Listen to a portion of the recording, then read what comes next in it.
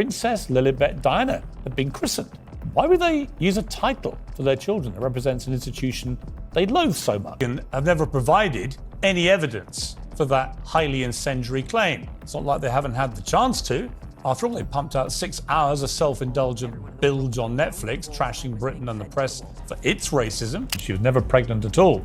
Instead, the videos embolden conspiracy theorists. They're calling it Megspiracy, and the pair are being subjected to yet more merciless ridicule. Meghan's Netflix series, released to the world this morning, is packed with, well, not really revelations, are they? It's sort of rehashed old revelations with a new twist.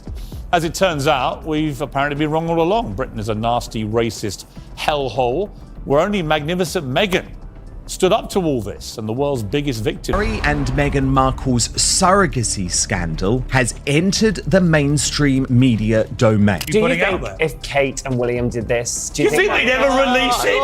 If they did, do you think Kate would release a twerking video, use headlines heavily like that? pregnant at the bedside? Would people say things like that? The thing is, these two will sell anything about their privacy. A lot of the royal watchers were complaining that they felt like her posts on social media where she barely shows the kids is almost taunting the king, who doesn't know these children, and how unfair this is. This crisis won't die down until the irrefutable truth comes out. For Harry and Meghan, it's more a case of never reign and never abstain, especially when it comes to nauseating self-publicity, which invariably backfires. Harry and Meghan playing games that resulted in people unnecessarily questioning things.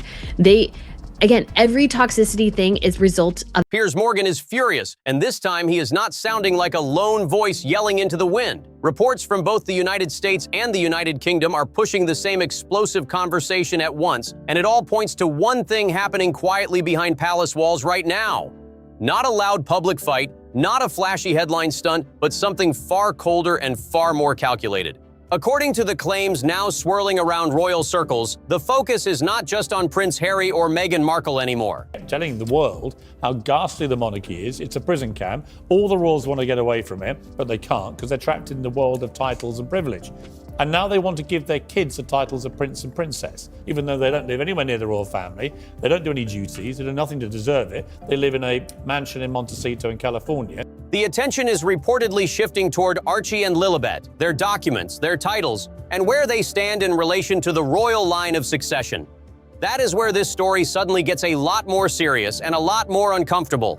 Now, let's be fair here. Many of the wilder claims online remain unproven, and that matters. But the reason this story keeps growing is because people are asking why there are still so many questions, so much secrecy, and so little clear explanation around issues that should have been simple from the start. That is exactly why this situation keeps blowing up instead of going away. Prince William doubles down. According to multiple sources, it's now a matter of when, not if, he strips Prince Harry and Meghan Markle of their royal titles.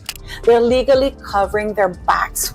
There's just too many unknowns. And then, of course, we have that the doctor that allegedly delivered Lily quit her practice 2 weeks after giving birth to Lily, or delivering Lily.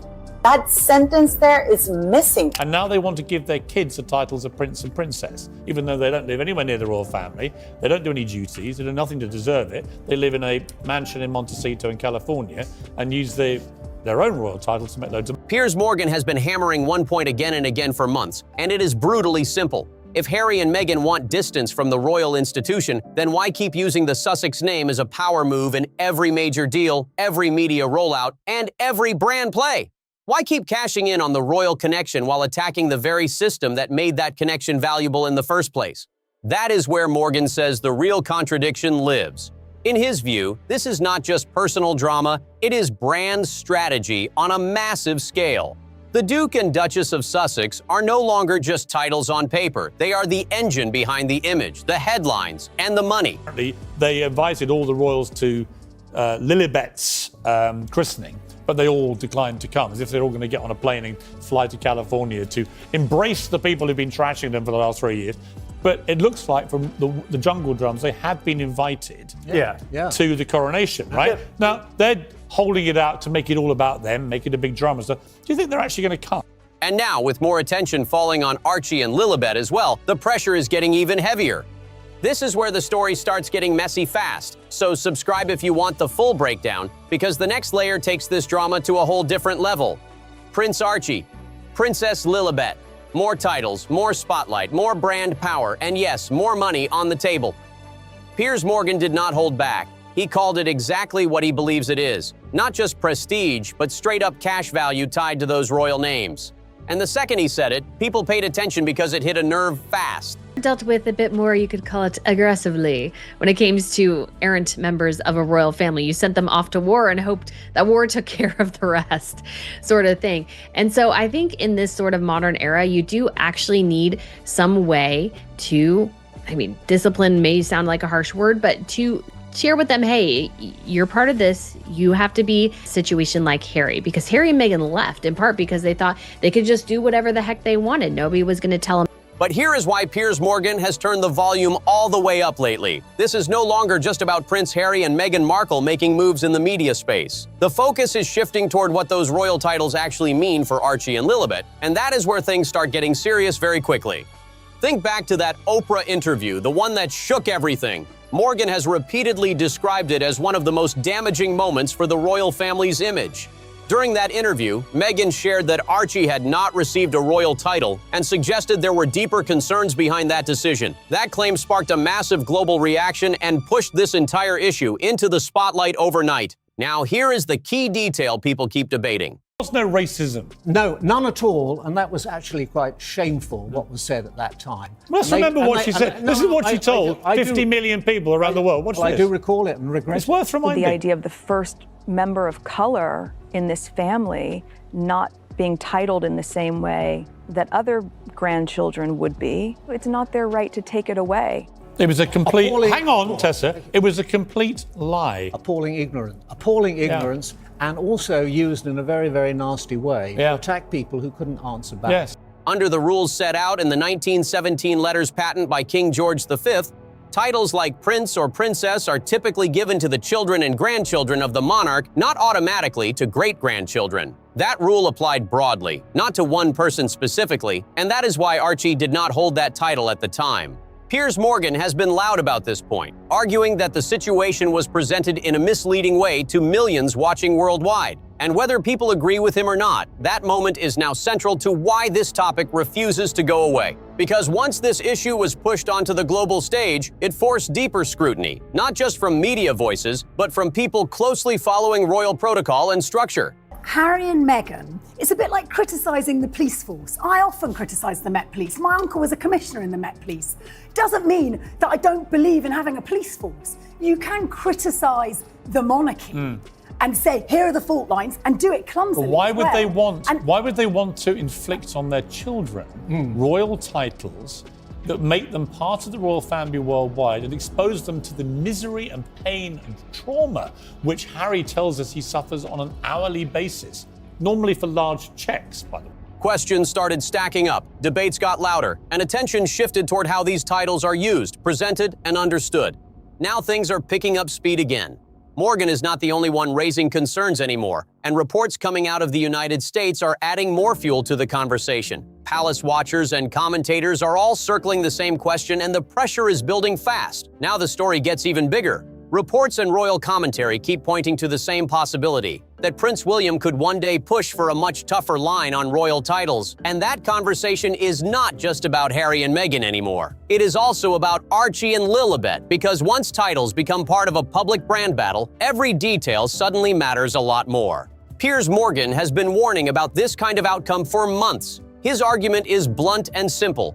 In his view, the palace cannot keep letting people benefit from royal status while openly stepping away from royal duty at the same time. That is the contradiction he keeps hammering, and he says it is becoming harder for the institution to ignore. I do now, yeah. I think because it's their currency, isn't it? They've made an awful lot of money, and again, it's their tax by having that association with the royal family. It's the cachet and cash. You mentioned sort of, the favoured journalists that they were briefing in the first instance that they weren't going to have titles, and now there's another screeching U-turn. We already had one of the U-turns about the racism.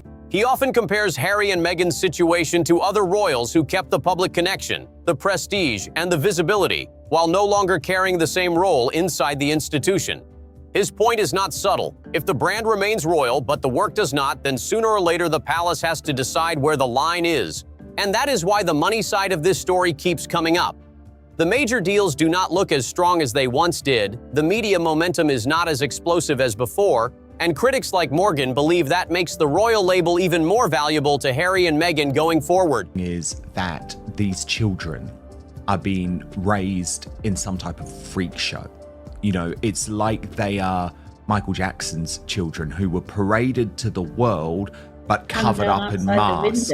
Yeah, but then remember, he covered their identities and their faces in masks. You know, so of course they're very likely to be messed up, growing up with such messed up parents who are using them in such a mucked up manner. So that's the first thing I would say. The second thing I would say on the titles is that I think what Prince William is acutely aware of, and this has certainly been my reporting, is that look at what happened when you allowed to run rampant for so many years, chasing. In other words, as outside opportunities shrink, the title itself becomes an even bigger asset. Then comes the policy argument. Morgan and others keep saying that if someone is not a full-time working royal, why should they keep a title at all? People often bring up Zara Tindall as the example, someone who built a public life without leaning on a royal title. That comparison keeps getting dragged back into this debate for a reason. And now for the part that really stirs people up. There has also been chatter that Meghan would strongly resist any attempt to change the family's status or strip titles away. This case about whether you think the birth was real, whether you think there was a surrogate, whether you think Meghan was wearing a moon bump. The fact is, Harry and Meghan lied. Buckingham Palace lied on their behalf. There was a complete cover-up over the birth of Prince. Whether that ever turns into a real legal fight is another question entirely, but Morgan's reaction has basically been pure disbelief. His message is simple. Where exactly would that battle even go, and who would actually win it? Here is where things get real. Fast. Royal titles come from the monarch, and that same authority can change or remove them if needed. There is no simple court battle that forces the crown to reverse those decisions, and that is why this situation is not as straightforward as some people might think. Now, let's be clear. A lot of what is being said right now is based on reports, commentary, and speculation, not confirmed official action. And also concerns and conversations about how dark his skin might be when he's born. What? About how dark your baby is going to be? Potentially, and what that would mean or look like. Hold up. There's Stop several right now. There's several conversations. There's a about conversation with you, with Harry, about how dark your baby is going to be? Potentially, and what that would mean or look like. But the reason this story keeps gaining traction is because it taps into something much bigger, the power behind royal status and who actually controls it. And this is where the conversation takes a sharp turn. Beyond the debate about titles and public image, there are claims that discussions inside royal circles have become more serious and more structured. Some commentators, including Piers Morgan, describe it as the palace taking a closer, more careful look at details that were previously not questioned in public. That does not automatically mean anything dramatic is happening behind closed doors, but it does show that attention has shifted toward how everything is documented, presented, and understood when it comes to members connected to the royal line. Morgan's argument here is intense. He keeps saying the monarchy is built on clarity, structure, and tradition. Get there, Omid. Surely you as the author, I mean, you must be furious, right? You must be demanding. Heads roll. And you want names, don't you, ironically? Omid, about who did this to you? Who besmirched your reputation as an author? I would, Omid. I'd want to know right now, especially if I was trying to convince the world that I had nothing to do with it myself, and I'd never ever put these names in writing, and maybe some lawyer had come along and told me not to. I mean, that couldn't possibly have happened because you've given us your word, and as I've established so far in this monologue, your word is your bond and should be taken as sacrosanct. Well, I'm going to cut through all this crap. I'm going to tell you the names of the two senior royals. Anything that creates confusion, even perception-wise, becomes a problem the institution cannot just ignore and hope it goes away. Now here is where the conversation gets even more heated. Online discussions have been focusing on past reporting about Archie's birth certificate and how certain details were presented or later updated. Some people see that as normal administrative changes, others see it as something that raises questions, and that divide is exactly why this topic keeps exploding. But let's not jump off the deep end. There is no verified public evidence showing anything improper with official records. Can't really put them into the Buckingham Palace and say, look, if you feel like doing any work, do it. And if you don't, don't, because that's not going to be a way that Harry... What we are seeing instead is a mix of speculation, interpretation, and strong opinions colliding all at once. And that is why this story is not slowing down. Because once people start questioning structure, tradition, and transparency at this level, it does not fade quietly, it keeps building. Piers Morgan keeps zooming in on one thing that he says should stand out to anyone paying attention. When it comes to royal paperwork, changes are not casual. They are tracked, approved, and documented step by step. That is how the system works, and that is why any update, no matter how small, ends up getting noticed. Now here is where the confusion kicks in.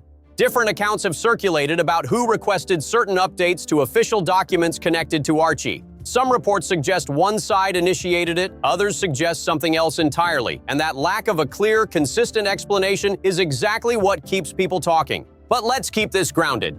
Administrative changes to documents do happen, and they can have perfectly normal explanations.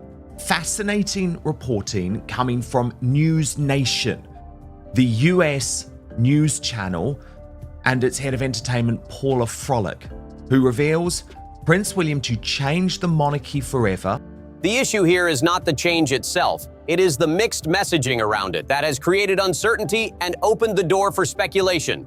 Then there is the birth announcement process, and this is where comparisons start flying fast. Traditionally, royal births have followed a very structured pattern, with official notices, medical confirmations, and clear communication from the palace. That consistency is what people are used to seeing. With Archie, the timeline and communication style felt different to many observers. Even if Harry and Meghan right now are earning their own money, that well is drying up. You've got to take the ability for them to damage the royal family in the future away, and you've got to do that now. You've got to do it swiftly. Updates came in a less traditional way, and that alone was enough to spark debate and raise eyebrows, even if there may have been valid personal or logistical reasons behind it. Morgan has pointed out that details like doctor confirmations and official formatting have historically played a role in public transparency.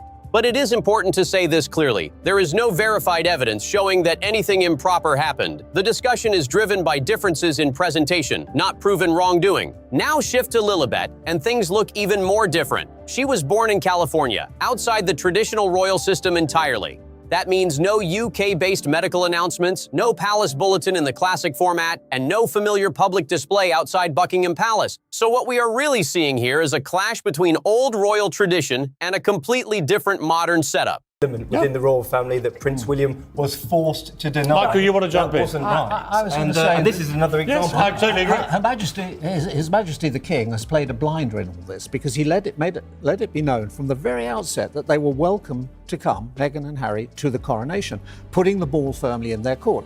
If they decline, it will make them look small-minded, petty, mean-minded. And that gap right there is exactly why this conversation keeps getting louder instead of fading out. For a celebrity family, doing things differently is completely normal. But when royal connections are involved, people expect tradition, structure, and consistency, and that is where the situation keeps raising eyebrows. Now here is where the conversation really heats up. There have been online claims and media chatter questioning how certain milestones, like Lilibet's christening, were recorded and recognized. Some voices, including Piers Morgan, have suggested that the lack of publicly visible confirmation has added to the confusion. But let's slow that down for a second. Just because something is not publicly listed or widely shared does not mean it did not happen. Somebody set out to destroy you. You destroyed yourselves in this country with your ludicrous, hypocritical behaviour. The truth be told, what you just said is complete and utter garbage by the British media, the public, and the royal family that they've all now abandoned. That's the truth.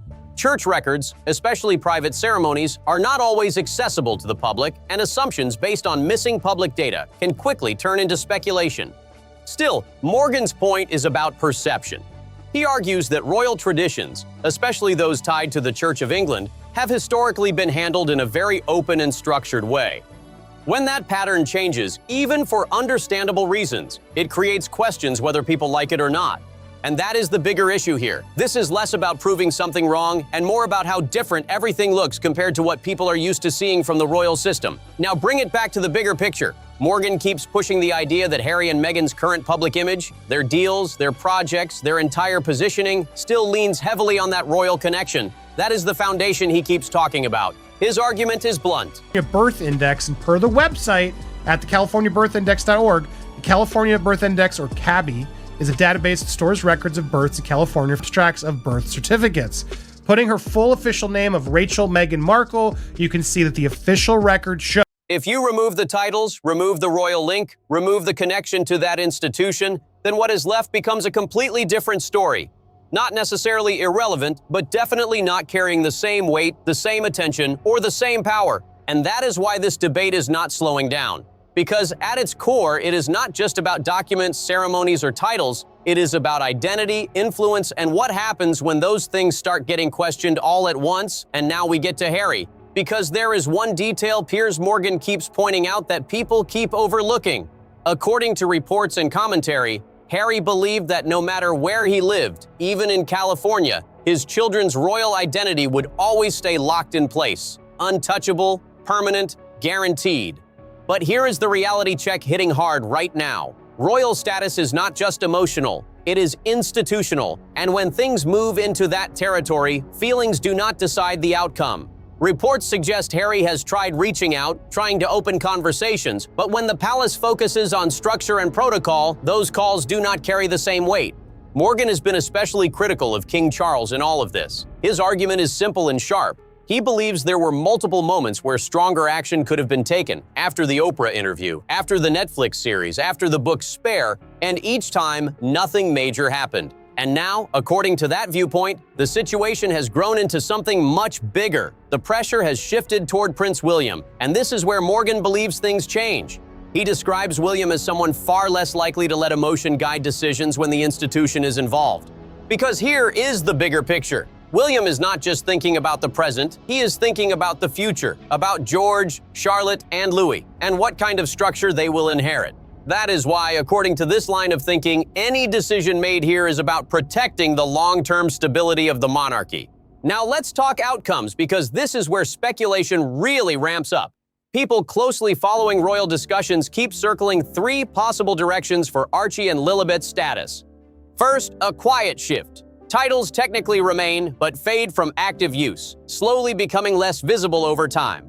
No big announcement, just a gradual step back. Second, a silent adjustment. Their roles become purely private, their presence removed from official royal platforms, and the connection becomes more symbolic than functional. And third, the most extreme scenario people are debating. A formal change to status done through official channels, based entirely on rules, structure, and long-standing protocol. Not emotional, not dramatic, just institutional decision-making. Now let's keep this grounded. None of these outcomes are confirmed, and a lot of this conversation is driven by speculation, commentary, and strong opinions, not official announcements. But Piers Morgan's core message has not changed at all. In his view, the monarchy as an institution always protects itself first. Individuals come and go, headlines rise and fall, but the system stays standing. And that is the tension driving this entire story. Because if your public image is tied closely to that system, then any shift inside it hits hard on the outside too. So now it comes down to this. Should everything be handled quietly behind the scenes, or should it be made fully public so everyone sees what is really going on? Drop your take in the comments, and if you want more breakdowns like this, make sure you subscribe, because this story is not slowing down anytime soon.